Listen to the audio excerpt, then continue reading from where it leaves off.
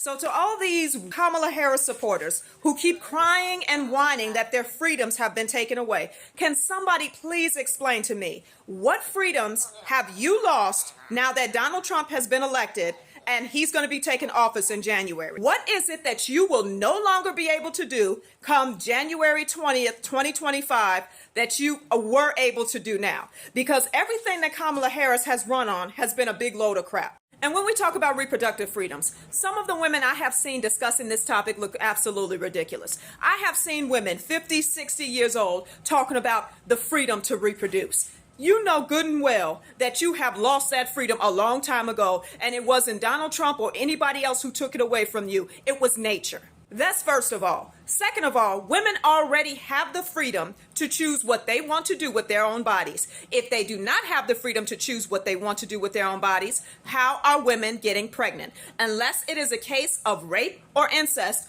the reason you got pregnant is because you made a decision for what you wanted to do with your own body. You have the freedom to choose what you do with your own body and not let the government decide what you do. It wasn't the government who chose the partner that you decided to sleep with.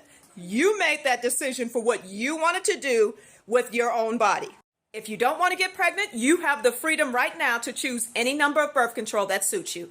You also have the freedom to choose the partner that you lay down with and make sure that you don't give yourself to a person who is not worthy of you. You also have the freedom to be celibate. You have all of these freedoms right now. And if you are in a relationship, you have the freedom to make sure that you are financially stable before you bring the child into this world. All of these freedoms you currently have. None of these freedoms are going to be taken away when Donald Trump takes office in January. Everything Kamala Harris told you is a lie. She's talking about people need the freedom to love who they want to love. You already have the freedom to love who you want to love. The Supreme Court made gay marriage legal in all 50 states. If you want to get married, whether you're a straight person or a gay person, you have the freedom right now to love who you want to love.